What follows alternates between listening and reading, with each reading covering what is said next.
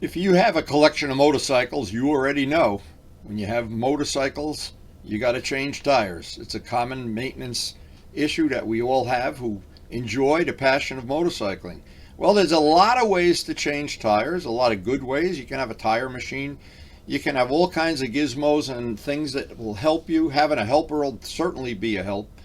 And among the things that I've experimented with, different things that I've tried over the years, the one way that seems to be the easiest if you work alone and you don't have a tire machine would be to use what I call the gorilla tape method, and I just want to show that real quick on this video. It's a relatively easy way to mount tires. Now keep in mind, there's a lot of things come into mounting tires that'll make it easier for you. First thing is to warm up the tire. If it's a warm day, put it out in the sun. If you don't have a Motion Pro bead breaker, the Harbor Freight one is just as good. I put Gorilla Tape on it where it would normally scratch the rim. I hate to scratch my rims. Once I get the bead broken, I can get out my tools and my rim protectors. Relatively easy. Again, this is the more mundane part of it, getting the old tire off. I've done as many different things, even cutting the tire off in the past. This way seems to work very well for me. Now what I'm doing here, I'm getting rid of the old valve stem. I'm going to put in a Curvy Girl 90-degree valve stem. That works for me because I check the air pressure on the tires every time I ride the bike, and I tend to ride almost all year long. And I do put a lot of mileage on the bike. So being able to swap tires out very conveniently, it's a big factor in my enjoying motorcycles. And I know if I had to take these off and go to a dealer or go to a friend's house, maybe it would be a little bit easier, but this way has always worked for me over the whole time that I've owned motorcycles. Now, I do something a little bit different than some people. When I have the rim apart and I've changed out the Curvy Girl, the 90-degree valve, just makes it easier to check the tire pressure. One of the things I do is really try to clean the wheel. If it's terrible or in the winter, I'll steam clean it even. But I do want to get it clean. I want to get all the old residue off, clean the brake discs, among other things, and make sure the wheel bearings have plenty of grease in them. You can just put your finger in there and feel if there's plenty of grease. And in general, I like to work with a part that's nice and clean. Now, not all my friends do. I've watched other people mount tires and they don't even wipe them off. So, and I'm willing to bet if you go to a dealer, they don't spend a lot of time wiping them off either. Well, maybe they do. I shouldn't say that. Anyway, I like to start with something clean, and this just makes it a little more enjoyable for me. And keep in mind, my motorcycle collection is there for me to enjoy. I don't do it because I have to. I do it because I want to. And having a nice clean rim to start with, a set of clean brake discs. While this is apart, I can check the brake pad wear. Check for any other little things that don't look right on this. Any little scratches in the paint, I could touch them up right now with a brush if I had to. But this is how I've mounted them in the past. And this really works well for me. Number one, warm the tire up. If it's a warm day, put it out in the hot sun. If you have a tire warming box, and I showed that on previous videos, put it in the tire warming box for half an hour. Let it get as hot. The hotter you can make the tire, the easier it is. Another thing a lot of people that may be new to changing tires don't understand. Tires like Michelin's tend to be soft carcass tires, and they mount up, they do this, what I'm doing right here with the Gorilla Tape, and not duct tape, Gorilla Tape. They do it when it's soft, the carcass is soft, it's very easy to do this. On tires like Pirelli Angels or some Dunlops that I've mounted, they are really, you better be Superman to get that tape on. You can still use the same technique, but it's a little more difficult, you just need a little more muscle power to get it down there. Now the idea here is you want to do it at 12, 6, 3, and 8 if you're looking at a clock. 4 pieces. I've tried 6, I've tried 8, I've tried 3. 4 seems to be the ideal thing.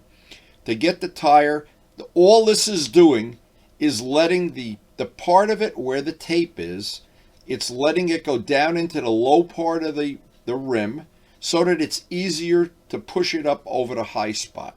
If you understand, that tire has to go down into the valley of the rim, the low spot, for as much of the diameter as possible, and then the top part really slips on relatively easy.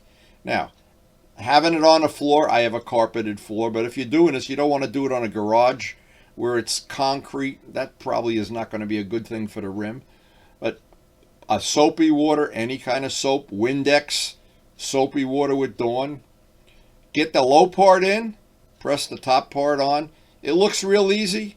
If you have a, a warm tire, and especially if it's a Michelin, they seem to go on relatively easy. Now, this is the tricky part. You got to get all the tape off, and you've got to be real careful. Now, see, what I do is get the top part off, and don't get any down in the bead. If you do, the bead will leak, and you've got to pull the whole thing apart again and get that tape out. So right now, just snap it. There it goes, right out. Now, no matter how you do a tire, you want the bead area to be as nice and clean as possible. Whether you use the bead mounting, the soap, or in my case, I've used both. And just getting it that it'll slip over the rim without having a lot of effort. Once you do it this way, you find out this is, and I've done it a lot of different ways. This is kind of the easiest way I know of to do it. I have not found an easier way. Now, the advantage of this, two things. You don't scratch the rim ever. So if you treasure, you have custom rims like I have on many of the bikes, or you have powder-coated rims, a little less prone to scratching, but they're still, nobody wants to take a tire to a dealer and it comes back with a big scratch in it. Boy, that would make me crazy anyway. And if you have Marchesini wheels or custom wheels, or in my case, painted wheels, you don't want to have even the tiniest scratch on them. Anyway, once you get the tape out, that seems to be the part that's the trickiest to do, is make sure all the tape is out before you inflate the tire. Then, of course, check that the tire, double check, the rotation is correct, that the balance point, the red dot on the tire, if it has one, is lined up with the valve. And then you're ready to bounce that tire on the floor a few times. Just bounce it on a table. Let it kind of preseat the bead. In my case, I have a big compressor, so I turn it up to maximum 125 psi. Let it seat that bead as quick as possible, and you'll hear it pop, pop, pop. If it doesn't seat conveniently and easily, pound it on the floor a few more times. Sometimes if you've got a tire that's not real fresh, there it goes, pop goes the weasel, and that's the sound I love to hear. Now at this point, I don't want to run out and mount that tire back on the motorcycle. There's a couple little safety things I like to do. I like to make sure the bead put in 50 pounds of air, or more air than you really need, and I like to do the bead test. Put a little Windex, soapy water. It doesn't matter what kind of soapy water, so it'll make a bubble. Do the whole one side first, spread it around with your finger. If you see any bubbles, you'll know right now if that's seated in a matter of a minute. But an even better thing is right now, it's a good time to have a cup of coffee. And just let that sit for a minute or so, and if you don't see any bubbles, then you're probably in pretty good shape. If you see a bubble, obviously let all the air out. Pound the tire on the ground a few more times, try to reseat it. And I've found a couple of times that it would go reseal it without having to break the bead again. But sometimes you have to break the bead again and make sure that, see, in this case, I'm checking that I don't have a leak there. Most of the time it'll be fine. I'll check the valve, and around the seat of the valve, this is the Curvy Girl I just installed. The last thing is the tire mounting, and I have the Harbor Freight tire mounter. I use that for painting rims. I use that in the shop for a lot of things, but for balancing, it's real good. Kind of self-explanatory how to balance a tire. If you're new to balancing, just let it sit until you find the low point. The low point will always wind up at the bottom. Put that at 9 o'clock, 6 o'clock, and put the weight exactly opposite that until it balances. That'll get you pretty close. If you're fanatical, you can sit and do it over and over and over until it's perfect. And I'm not super fanatical, but I've tried not balancing the tires in the past, and I always wound up wishing I had balanced them, taking them back off and balanced them, especially the front one. So depending on how fussy you are, I am kind of fussy about it. And the weights that go on there, sometimes you can use the stick-on weights, but if you do, put a piece of Gorilla Tape on top of them just to be sure. as a little safety precaution, and you have to do that if you're going to go to track day. But anyway, now it's time to put that tire right back on the bike. And what I always do, and it's just me, I let the tire sit overnight and ride one of my other bikes the first day. Then go out the second day and check the tire that I've changed, that the pressure hasn't gone down. And if it isn't, then I feel, well, I'm pretty confident I've got a good tire mounting.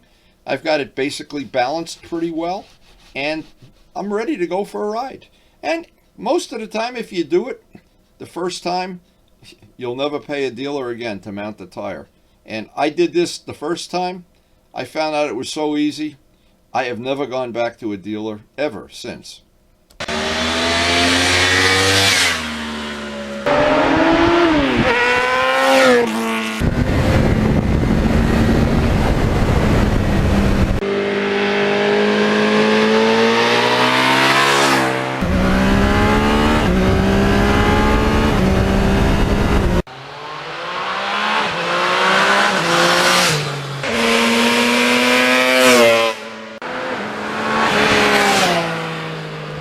Thanks so much for watching.